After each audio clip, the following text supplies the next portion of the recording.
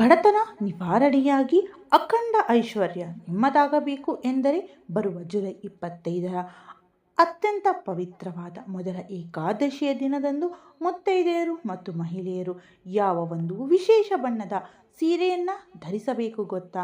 ಈ ಜುಲೈ 25ರ ಶುಭ ದಿನದಂದು ಮಾಡುವ ಒಂದು ಸಣ್ಣ ಕೆಲಸದಿಂದ ಪತಿಯ ಆಯುಷು 100 ವರ್ಷ ಹೆಚ್ಚಾಗುವುದು ಅಷ್ಟೇ ಅಲ್ಲ, ನೀವು ಮನೆಯಲ್ಲಿ ಕುಳಿತು ತಿಂದರೂ ಮುಗಿಯದಷ್ಟು ಧನ ಸಂಪತ್ತು ಹರಿದು ಬರುತ್ತದೆ. ಇಷ್ಟಕ್ಕೂ ಈ ಅದೃಷ್ಟ ತರುವ ಬಣ್ಣ ಯಾವುದು, ಈ ದಿನ ಮಾಡಬೇಕಾದ ಇತರೆ ಮುಖ್ಯ ನಿಯಮಗಳೇನು ಎಂಬುದನ್ನು ವಿಡಿಯೋದಲ್ಲಿ ಸಂಪೂರ್ಣವಾಗಿ ತಿಳಿಯೋಣ. ನಮ್ಮ ಭಾರತೀಯ ಸನಾತನ ಸಂಪ್ರದಾಯದಲ್ಲಿ ಏಕಾದಶಿ ತಿಥಿಗೆ ಅತ್ಯಂತ ವಿಶಿಷ್ಟವಾದ ಸ್ಥಾನವಿದೆ. ಅದರಲ್ಲೂ ಆಷಾಢ ಮಾಸದ ಶುಕ್ಲ ಪಕ್ಷದಲ್ಲಿ ಬರುವ ಈ ಏಕಾದಶಿಯನ್ನು ಮೊದಲ ಏಕಾದಶಿ ಅಥವಾ ಶಯನಿ ಏಕಾದಶಿ ಎಂದು ಕರೆಯುತ್ತಾರೆ. ಇದನ್ನು ಅತ್ಯಂತ ಭಕ್ತಿ ಶ್ರದ್ಧೆಗಳಿಂದ ಆಚರಿಸಲಾಗುತ್ತದೆ. ಪುರಾಣಗಳ ಪ್ರಕಾರ ಈ ಪವಿತ್ರ ದಿನದಲ್ಲಿ ಸಾಕ್ಷಾತ್ ಶ್ರೀಮನ್ನಾರಾಯಣನು ಕ್ಷೀರಸಾಗರದಲ್ಲಿ ಶೇಷತಲ್ಪದ ಮೇಲೆ ಯೋಗ ನಿದ್ರೆಗೆ ಜಾರುತ್ತಾನೆ. ಅಷ್ಟೇ ಅಲ್ಲದೆ ಇಂದಿನಿಂದಲೇ ಅತ್ಯಂತ ಪವಿತ್ರವಾದ ಚಾತುರ್ಮಾಸ್ಯ ವ್ರತವೂ ಕೂಡ ಆರಂಭವಾಗುತ್ತದೆ. ಇಂತಹ ಮಹತ್ವದ ದಿನದಂದು ಮಹಿಳೆಯರು ಧರಿಸುವ ಬಣ್ಣ ಅವರ ಕುಟುಂಬದ ಅದೃಷ್ಟವನ್ನೇ ಬದಲಾಯಿಸಬಲ್ಲದು. ಪ್ರಸ್ತುತ ದಿನಗಳಲ್ಲಿ ಸಾಮಾನ್ಯ ಮತ್ತು ಮಧ್ಯಮ ವರ್ಗದ ಕುಟುಂಬಗಳು ಆರ್ಥಿಕವಾಗಿ ಸ್ಥಿರತೆ ಕಾಣಲು ತುಂಬ ಕಷ್ಟಪಡುತ್ತಿದ್ದಾರೆ. ಮಾರುಕಟ್ಟೆಯಲ್ಲಿ ದಿನಸಿ ಪದಾರ್ಥಗಳು, ತರಕಾರಿಗಳು ಹಾಗೂ ಚಿನ್ನದ ಬೆಲೆ ಗಗನಕ್ಕೇರುತ್ತಿರುವ ಈ ತೆರನಾದ ಕಾಲದಲ್ಲಿ ವ್ಯಾಪಾರದಲ್ಲಿ ನಷ್ಟ, ಉದ್ಯೋಗದಲ್ಲಿ ಒತ್ತಡ ಹಾಗೂ ಕೃಷಿಯಲ್ಲಿ ನಿರೀಕ್ಷಿತ ಲಾಭ ಸಿಗದೆ ಜನ ತತ್ತರಿಸುತ್ತಿದ್ದಾರೆ. ಇಂತಹ ಕಷ್ಟದ ಸಮಯದಲ್ಲಿ ಸಂಪತ್ತಿನ ಅಧಿದೇವತೆಯಾದ ಲಕ್ಷ್ಮೀ ದೇವಿ ಮತ್ತು ಶ್ರೀಹರಿಯ ಅನುಗ್ರಹವನ್ನು ಪಡೆದು ಆರ್ಥಿಕವಾಗಿ ಸದೃಢರಾಗಲು ಮಹಿಳೆಯರು ಈ ಏಕಾದಶಿಯ ದಿನ ಕೆಲವು ನಿರ್ದಿಷ್ಟ ಬಣ್ಣದ ವಸ್ತುಗಳನ್ನು ಮಾತ್ರ ಧರಿಸಬೇಕು ಎಂದು ಜ್ಯೋತಿಷ್ಯ ಶಾಸ್ತ್ರ ಹೇಳುತ್ತದೆ. ಮುಖ್ಯ ವಿಷಯಕ್ಕೆ ಹೋಗುವ ಮುನ್ನ ನಿಮಗೊಂದು ಸಣ್ಣ ವಿನಂತಿ, ಈ ವಿಡಿಯೋವನ್ನು ಎಲ್ಲೂ ಸ್ಕಿಪ್ ಮಾಡದೆ ಕೊನೆಯವರೆಗೂ ನೋಡಿ, ಆಗಲೇ ನಿಮಗೆ ಎಲ್ಲ ನಿಯಮಗಳು ಸರಿಯಾಗಿ ಅರ್ಥವಾಗುತ್ತವೆ. ಹಾಗೆಯೇ ಈ ಮಾಹಿತಿ ನಿಮಗೆ ಉಪಯುಕ್ತ ಅನಿಸಿದರೆ ವಿಡಿಯೋಗೆ ಒಂದು ಲೈಕ್ ಮಾಡಿ, ನಮ್ಮ ಚಾನಲನ್ನು ಸಬ್ಸ್ಕ್ರೈಬ್ ಮಾಡಿಕೊಳ್ಳಿ. ನಿಮ್ಮ ಬೆಂಬಲ ನಮಗೆ ತುಂಬಾ ಮುಖ್ಯ. ಇನ್ನು ಕಮೆಂಟ್ ಬಾಕ್ಸ್ನಲ್ಲಿ ಓಂ ನಮೋ ನಾರಾಯಣಾಯ ಎಂದು ಭಕ್ತಿಯಿಂದ ಬರೆಯುವುದನ್ನು ಮಾತ್ರ ಮರೆಯಲೇಬೇಡಿ. ವರ್ಷದಲ್ಲಿ ಒಟ್ಟು 24 ಏಕಾದಶಿಗಳು ಬರುತ್ತವೆ. ಪ್ರತಿ ತಿಂಗಳ ಕೃಷ್ಣ ಪಕ್ಷದಲ್ಲಿ ಒಂದು ಹಾಗೂ ಶುಕ್ಲ ಪಕ್ಷದಲ್ಲಿ ಒಂದು ಏಕಾದಶಿ ಇರುತ್ತದೆ. ಏಕಾದಶಿ ಎಂದರೆ 11 ಎಂದು ಅರ್ಥ. ನಮ್ಮ 5 ಜ್ಞಾನೇಂದ್ರಿಯಗಳು, 5 ಕರ್ಮೇಂದ್ರಿಯಗಳು ಮತ್ತು ಅವುಗಳನ್ನು ಮುನ್ನಡೆಸುವ ಮನಸ್ಸು ಸೇರಿದರೆ 11 ಆಗುತ್ತದೆ. ಇವೆಲ್ಲವನ್ನು ಭಗವಂತನ ಕಡೆಗೆ ಕೇಂದ್ರೀಕರಿಸುವ ದಿನವೇ ಏಕಾದಶಿ. ಈ ದಿನದಂದು ಸೂರ್ಯನು ದಕ್ಷಿಣದ ಕಡೆಗೆ ವಾಲುತ್ತಾನೆ, ಅಂದರೆ ದಕ್ಷಿಣಾಯನ ಆರಂಭವಾಗುತ್ತದೆ. ಇದೇ ದಿನದಿಂದ ಕಾರ್ತಿಕ ಮಾಸದವರೆಗೂ ಗೋಪದ್ಮಾವೃತವನ್ನು ಕೂಡ ಆಚರಿಸುವ ಪದ್ಧತಿ ಇದೆ. ಮೊದಲ ಏಕಾದಶಿಯ ದಿನ ನಿಮ್ಮ ಮನೆಯ ದೇವರ ಕೋಣೆಯಲ್ಲಿ ವಿಷ್ಣುಮೂರ್ತಿ, ವೆಂಕಟೇಶ್ವರ ಸ್ವಾಮಿ, ಶ್ರೀಕೃಷ್ಣ ಅಥವಾ ಲಕ್ಷ್ಮೀ ನರಸಿಂಹಸ್ವಾಮಿಯ ಫೋಟೋದ ಮುಂದೆ ಹಿಟ್ಟಿನ ದೀಪವನ್ನು ಹಚ್ಚುವುದು ಅತ್ಯಂತ ಶ್ರೇಷ್ಠ. ಶ್ರೀಹರಿಗೆ ಹಿಟ್ಟಿನ ದೀಪ ಎಂದರೆ ತುಂಬ ಪ್ರೀತಿ. ಅಕ್ಕಿ ಹಿಟ್ಟಿಗೆ ಚಿಟಿಕೆ ಅರಿಶಿನ, ಸ್ವಲ್ಪ ಬೆಲ್ಲ ಹಾಗೂ ನೀರು ಅಥವಾ ಹಾಲು ಸೇರಿಸಿ ಪ್ರಣತಿಯನ್ನು ತಯಾರಿಸಿಕೊಳ್ಳಿ. ಅದರಲ್ಲಿ ಹಸುವಿನ ತುಪ್ಪ ಅಥವಾ ಎಳ್ಳೆಣ್ಣೆಯನ್ನು ಹಾಕಿ 3 ಒತ್ತುಗಳನ್ನು ಇಟ್ಟು ದೀಪ ಬೆಳಗಿಸಿ. ನಿಮ್ಮ ಅನುಕೂಲಕ್ಕೆ ತಕ್ಕಂತೆ 1, 3, 5 ಅಥವಾ 7 ದೀಪಗಳನ್ನು ಹಚ್ಚಬಹುದು.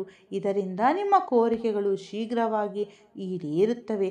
ಈ ಪವಿತ್ರ ದಿನದಂದು ಮಹಿಳೆಯರು ಪೂಜೆ ಮಾಡುವಾಗ ಮತ್ತು ದೇವಸ್ಥಾನಕ್ಕೆ ಹೋಗುವಾಗ ಕೆಲವು ನಿಯಮಗಳನ್ನು ತಪ್ಪದೇ ಪಾಲಿಸಬೇಕು. ಕೈ ತುಂಬ ಗಾಜಿನ ಬಳೆಗಳನ್ನು ಧರಿಸಬೇಕು. ಹೊಸದಾಗಿ ಮದುವೆಯಾದವರಾದರೆ ಮಂಗಳಸೂತ್ರವನ್ನು ಧರಿಸಬೇಕು ಹಾಗೂ ಹಣೆಯ ಮೇಲೆ ಕುಂಕುಮ ಕಡ್ಡಾಯವಾಗಿ ಇರಲೇಬೇಕು. ಹಾಗೆಯೇ ಏಕಾದಶಿಯ ಹಿಂದಿನ ದಿನ ಅಂದರೆ ದಶಮಿ ರಾತ್ರಿ ಹೆಣ್ಣು ಮಕ್ಕಳು ಕೈಗೆ ಮದರಂಗಿ ಅಥವಾ ಗೋರಂಟಿ ಹಚ್ಚಿಕೊಳ್ಳಬೇಕು. ಮಾಂಗಲ್ಯ ಬಲ ಹೆಚ್ಚಾಗುತ್ತದೆ ಮತ್ತು ಲಕ್ಷ್ಮೀದೇವಿಯ ಕೃಪೆ ಸದಾ ಇರುತ್ತದೆ ಎಂದು ಹಿರಿಯರು ಹೇಳುತ್ತಾರೆ.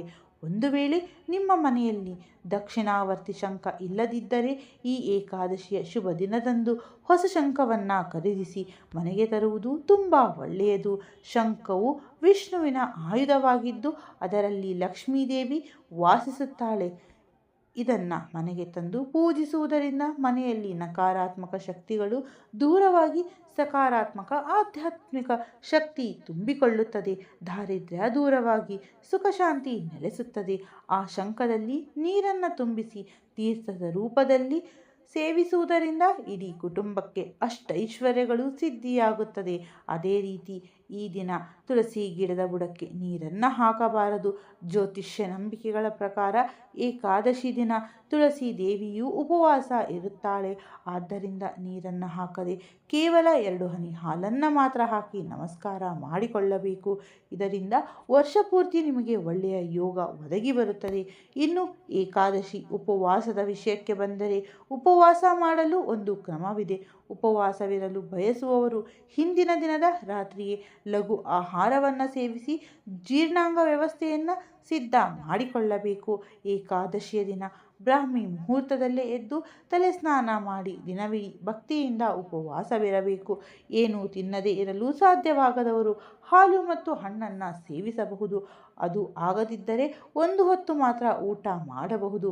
ಮರುದಿನ ಅಂದರೆ ದ್ವಾದಶಿಯ ದಿನ ಬೆಳಗ್ಗೆ ದೇವಸ್ಥಾನಕ್ಕೆ ಹೋಗಿ ದರ್ಶನ ಪಡೆದ ನಂತರವೇ ಉಪವಾಸವನ್ನು ಮುಗಿಸಬೇಕು. ಉಪವಾಸದ ನಂತರ ಜೀರ್ಣಾಂಗ ಕ್ರಿಯೆ ಸೂಕ್ಷ್ಮವಾಗಿರುತ್ತದೆ. ಆದ್ದರಿಂದ ದ್ವಾದಶಿಯ ದಿನ ಅತಿಯಾಗಿ ಊಟ ಮಾಡಬಾರದು. ಹಗುರವಾದ ಆಹಾರವನ್ನೇ ಸೇವಿಸಬೇಕು. ದೇವಸ್ಥಾನಗಳಲ್ಲಿ ಕೊಡುವ ಹರಳು ಹಿಟ್ಟಿನ ಪ್ರಸಾದವನ್ನು ಉಪವಾಸ ಇರುವವರು ಖಂಡಿತವಾಗಿಯೂ ಸೇವಿಸಬಹುದು. ಆರೋಗ್ಯ ಸಮಸ್ಯೆ ಇರುವವರು ಅಥವಾ ಕಠಿಣ ಉಪವಾಸ ಮಾಡಲು ಸಾಧ್ಯವಾಗದವರು ಉಪವಾಸ ಇರಲೇಬೇಕಾದ ಅಗತ್ಯವಿಲ್ಲ. ಮನಸ್ಸಿನಲ್ಲಿ ಬೇಸರ ಮಾಡಿಕೊಳ್ಳುತ್ತಾ ಹಸಿವನ್ನು ತಡೆಯಲಾರದೆ ದೇವರನ್ನು ನೆನೆಯುವುದಕ್ಕಿಂತ ಸಂತೋಷದಿಂದ ಲಘು ಆಹಾರ ಸೇವಿಸಿ ಭಗವಂತನ ನಾಮಸ್ಮರಣೆ ಮಾಡುವುದು 1000 ಪಟ್ಟು ಹೆಚ್ಚು ಫಲ ನೀಡುತ್ತದೆ. ಏಕೆಂದರೆ ಭಕ್ತಿಯಲ್ಲಿ ಮನಸ್ಸು ಮುಖ್ಯವೇ ಹೊರತು ದೇಹಕ್ಕೆ ಕೊಡುವ ಕಷ್ಟವಲ್ಲ. ದುರ್ಭಾಷೆ ಆಡದೆ ಪ್ರಶಾಂತವಾಗಿರುವುದೇ ನಿಜವಾದ ವ್ರತ. ಇನ್ನು 8 ವರ್ಷದೊಳಗಿನ ಮಕ್ಕಳು, 80 ವರ್ಷ ದಾಟಿದ ವೃದ್ಧರು, ದೀರ್ಘಕಾಲದ ಕಾಯಿಲೆ ಇರುವವರು ಹಾಗೂ ಕಠಿಣ ದೈಹಿಕ ಶ್ರಮ ಪಡುವ ಕಾರ್ಮಿಕರು ಉಪವಾಸ ಮಾಡದಿದ್ದರೂ ಯಾವುದೇ ದೋಷವಿಲ್ಲ ಎಂದು ಪುರಾಣಗಳಲ್ಲೇ ಹೇಳಲಾಗಿದೆ. ವೈಜ್ಞಾನಿಕವಾಗಿ ಮತ್ತು ಆಯುರ್ವೇದದ ಪ್ರಕಾರ ಈ ಅವಧಿಯಲ್ಲಿ ಋತುಮಾನ ಬದಲಾಗುವುದರಿಂದ ದೇಹದಲ್ಲಿ ಆಲಸ್ಯ ಹೆಚ್ಚಾಗುತ್ತದೆ. ಉಪವಾಸ ಇರುವುದರಿಂದ ಇಂದ್ರಿಯ ನಿಗ್ರಹ ಮತ್ತು ರೋಗ ನಿರೋಧಕ ಶಕ್ತಿ ಹೆಚ್ಚಾಗುತ್ತದೆ. ವಿಷ್ಣುಮೂರ್ತಿ ನಿದ್ರೆಗೆ ಜಾರುತ್ತಾನೆ ಎಂದರೆ ಸೂರ್ಯನು ದಕ್ಷಿಣದ ಕಡೆಗೆ ಚಲಿಸುತ್ತಾನೆ. ಅಂದರೆ ಹಗಲಿನ ಅವಧಿ ಕಡಿಮೆಯಾಗಿ ರಾತ್ರಿಯ ಅವಧಿ ಹೆಚ್ಚಾಗುತ್ತದೆ ಎಂಬುದು ಸಾಂಕೇತಿಕ ರೂಪವಾಗಿದೆ. ಈ ಮಹಿಮಾನ್ವಿತ ಏಕಾದಶಿಯ ದಿನ ವ್ರತ ಆಚರಿಸುವುದರಿಂದ ಭೂದಾನ ಮಾಡಿದಷ್ಟೇ ಪುಣ್ಯ ಲಭಿಸುತ್ತದೆ ಎಂದು ಪದ್ಮ ಪುರಾಣದಲ್ಲಿ ಉಲ್ಲೇಖಿಸಲಾಗಿದೆ. ಈ ದಿನ ದೇವರ ಕೋಣೆಯನ್ನು ಸ್ವಚ್ಛಗೊಳಿಸಿ ವಿಷ್ಣುವಿನ ಫೋಟೋಕ್ಕೆ ಅರಿಶಿನ ಕುಂಕುಮ ಹಚ್ಚಿ ಹೂಗಳಿಂದ ಅಲಂಕರಿಸಿ ನೈವೇದ್ಯ ಅರ್ಪಿಸಬೇಕು. ಈಗ ಪ್ರಮುಖ ವಿಷಯಕ್ಕೆ ಬರೋಣ.